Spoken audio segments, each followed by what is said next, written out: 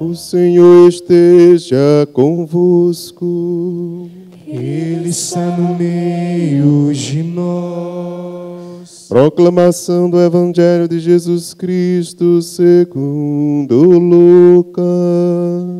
Glória a vós, Senhor.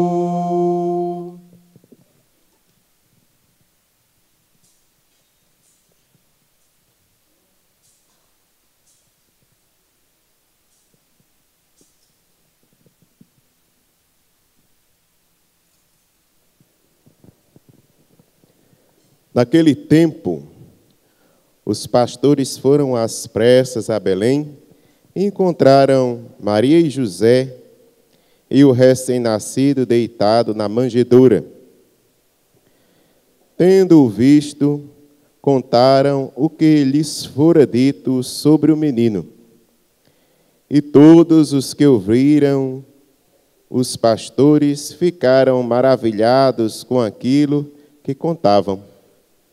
Quanto a Maria, guardava todos esses fatos e meditava sobre eles em seu coração.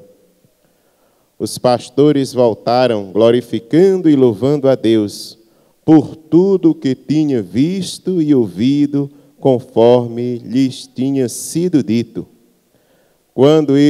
Quando se completaram os 8 dias para a circuncisão do menino, deram-lhe o nome de Jesus, como fora chamado pelo anjo antes de ser concebido. Palavra da salvação. Glória a vós, Senhor.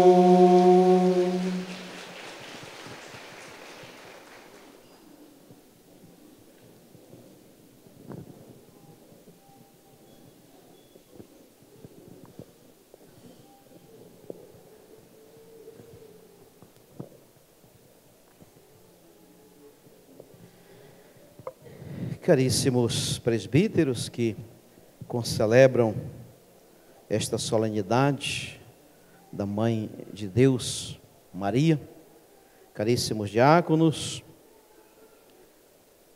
queridos membros das diversas comunidades que vivem ou que buscam viver essa espiritualidade cristã. A espiritualidade cristã, ela é tão rica que ninguém é capaz de vivê-la plenamente. Nós acabamos vivendo aspectos, né, da vida de Jesus. E esses aspectos que, quando se juntam e partilham, enriquece e mostra o rosto completo de Jesus. Nós celebramos hoje essa solenidade da Mãe de Deus, Maria. Ela que, sem dúvida, teve a sua importância, o seu papel, teve e tem a sua importância, o seu papel na história da salvação e na nossa história. Nós rezávamos na oração pedindo a sua mediação, a sua intercessão, ela que nos trouxe o belo amor. E para trazer o belo amor, ela sem dúvida também embelezou o seu ser, embelezou a sua vida a partir do seu sim, a partir da compreensão da sua missão na história da salvação. Nós cantávamos o refrão do Salmo de hoje, o Salmo 66, que Deus nos dê a sua graça e a sua bênção. E me chamou a atenção como a salmista repetiu várias vezes, né? Pensando até que convidando toda a assembleia para cantar com ela esse pedido, que Deus nos dê a sua graça e a sua bênção. Ele já nos deu. Nós já recebemos essa gratuidade, essa graça, essa dádiva de Deus. Sobretudo nós que já fomos batizados. Nós que já nos identificamos como seguidores do Senhor. Então essa graça já está presente em nós. Essa bênção já nos foi dada. A mesma bênção que Abraão dá ao povo de Deus para começar um novo projeto. Não mais o projeto do Egito. O projeto do Egito é o projeto da exploração, da divisão de classes. É o projeto da idolatria. É o projeto dos deuses falsos, dos sacerdotes falsos. E Abraão, então, abençoa o povo de Deus. Arão abençoa o povo de Deus que quer recomeçar e quer ser fiel a Moisés, a liderança de Moisés, as novas leis que são de Deus, não mais dos seres humanos. Então, é essa bênção que nós também recebemos. E quantas vezes essa bênção que foi popularizada, e às vezes a gente até conhece como a bênção de São Francisco, né? Mas na verdade é a bênção dos números. Quantas vezes nós não a recebemos? Sobretudo no tempo comum, quando se dá no final da missa, uma bênção solene. Deus te abençoe, te guarde, mostre a sua face, se compadeça de ti, te dê a paz. A paz. Hoje, nessa liturgia, nós também rezamos pela paz. A paz que não é simplesmente a ausência de guerra. Não é a paz de cemitério. Não existe lugar mais calmo do que o cemitério. Mas essa não é a paz de Deus. A paz de Deus é harmonia, é contentamento, é presença. A paz de Deus é disposição em servir. A paz de Deus é: eis-me aqui, como a mãe do belo amor se colocou diante do Senhor. Eis-me aqui. Eis aqui a serva. Essa é a paz do Senhor. Então isso, queridos irmãos e irmãs, nós já temos. Deus já nos deu a sua bênção e a sua graça. O que nós devemos nos perguntar é: como essa bênção de Deus e como essa graça de Deus está agindo em nós? Essa é a pergunta que nós devemos fazer. Quando é que nós permitimos que essa bênção de Deus ela exerça aquilo que ela é em nossa vida? Quando é que nós permitimos que a graça de Deus haja em nossa vida? Quando é que nós somos capazes de perceber a contradição, e aqui a contradição interior, entre os meus desejos e a graça de Deus? Entre a bênção de Deus e a maldição que vem pelos espíritos impuros que acabam também me influenciando. Porque eu estou dentro de um mundo, em um mundo que se distancia cada vez mais de Deus. E esse mundo exerce influência na minha vida. Então a pergunta que nós devemos fazer é: Quem mais influencia a minha vida? É essa graça que está dentro de mim, que está nos carismas que nós professamos na comunidade. Quer dizer, quem tem mais poder sobre a minha vida? E aqui vem o exemplo de Maria, a mãe do belo amor, que se deixou conduzir pela bênção de Deus. Maria é uma abençoada que abençoa, mas abençoa a partir da bênção de Deus. Ela é mediadora nessa bênção. E ela nos traz a graça por excelência. Ela nos traz Jesus, o agraciado do Pai, a graça do Pai. E ela não traz para ela traz para todos nós. Quando nós somos conduzidos pela bênção de Deus, e quando nós somos conduzidos pela graça de Deus, nós fazemos como os pastores. Nós vamos às pressas a Belém. Mas Belém é periferia. Belém nem existia no mapa. Belém não é uma cidade poderosa para o mundo, imundo. Belém é descartável para o mundo imundo. Mas Belém é a escolhida para ser a cidade do Salvador. E é para lá que eles correm. Eles não correm para a capital. Eles correm para a periferia, para os marginalizados, para aqueles que são sofredores e sofrem as consequências de uma má organização social. É para lá que eles correm. Os pastores vão a pressas a Belém. E Lucas diz que eles encontraram, esse verbo é muito importante,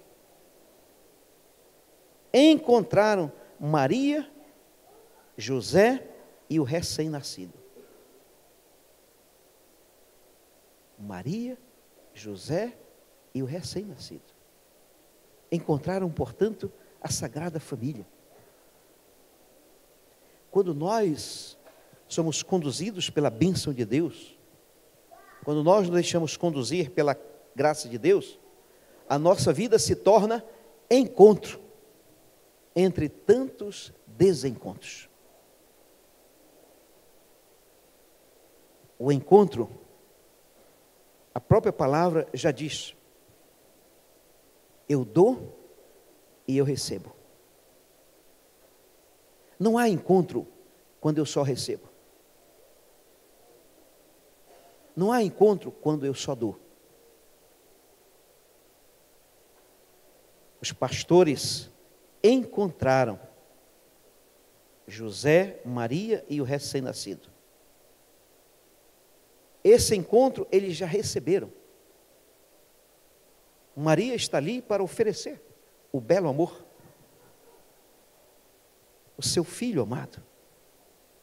José está ali para oferecer o seu filho adotivo. Eles não estão ali para guardar Jesus, mas eles estão ali para doar Jesus, para entregar Jesus. E o encontro ele acontece quando os pastores também começam a ficar maravilhados com essa cena. O encontro, meus irmãos, não é intelectual. Não é intelectual. Não é racional. O encontro é afetivo. É emocional. Os pastores se deixam envolver por essa cena misteriosa. E essa cena misteriosa é que transforma a sua vida. Cristianismo não é ideia. Não é ideia. Jesus não é uma ideia. Nós não celebramos ideias. Nós celebramos um acontecimento. Nós celebramos uma vida. Nós celebramos uma pessoa. Uma pessoa que é Deus. E que vem se humanizar. Que vem mergulhar na nossa história, para que nós também nos tornemos divino. Ele vem trazer a divindade para nós. Ele vem trazer a possibilidade da salvação. Ele vem nos dizer: vocês já foram abençoados. E aqui está a graça plena de Deus, para que vocês possam retornar a Deus. Para que vocês tenham a cidadania celestial. Essa experiência que os pastores maravilhosamente vivenciaram. E por isso contaram a Maria. Maria não diz nada. Maria guarda. Guarda no seu coração esses fatos. Não são essas ideias. Maria guarda no seu coração esses fatos. Ela não guarda pensamento. Ela não guarda ideia. Ela guarda ação. Fatos, acontecimentos. E a partir deles, ela meditava em seu coração. Que significado tem isso? Que razão tem isso? Então, nós celebramos hoje a mãe do belo amor, que guarda no seu coração os fatos que esse acontecimento, a encarnação do Verbo, e o Verbo que escolheu o útero sagrado, preparado, agraciado, abençoado de Maria, para nos trazer o Salvador, nos trazer a salvação. Interessante que, como eles observam a lei judaica, e como eles já no 8º dia, levam o menino, não apenas para ser circuncidado, mas ser apresentado ao templo. Para que o mundo conheça que Deus se encarnou, que Deus está presente em nossa vida. As primeiras comunidades cristãs, no caso da leitura de hoje, a comunidade de Gálatas, Paulo faz essa catequese. Paulo revela a essa comunidade, no tempo oportuno, no tempo previsto, quando se completou o tempo, Deus, o Pai, envia o seu filho. Esse filho que nasce de uma mulher, e esse filho que nasce sob o domínio da lei. Portanto, esse filho que se humaniza, esse filho que desce, que mergulha na nossa história, na nossa vida, para que nos tornemos filhos nele, adotivos. E sendo filho deles, tenhamos a herança eterna. Sejamos herdeiros do reino. O Senhor, portanto, vem nos trazer o reino do céu na terra, para que na terra nós façamos a opção. Na terra nós o acolhamos. Na terra nós possamos, com o seu Espírito, clamar: Abá, papaizinho. Papaizinho, que me ama, que me originou, como comunidade, não apenas como indivíduo, como pessoa, mas como comunidade. Me ama, me liberta da escravidão. Não me faz servo, mas se faz filho e filha, e me torna herdeiro do seu reino. Que a mãe do belo amor nos apresente, sobretudo aqueles que ainda não conhecem, o belo amor, o seu Filho Jesus. E que todos nós, ao iniciarmos esse ano, também iniciemos sempre com esse propósito, de fazer sempre o bem, de procurar melhorar sempre mais a nossa vida, a nossa existência. E nesse sentido, eu quero concluir lendo uma mensagem que eu mandei, talvez para alguns de vocês, né? Aquilo que é também o meu desejo para todos os que vivenciam este ano de 2018. Né? Bem-vindo 2018.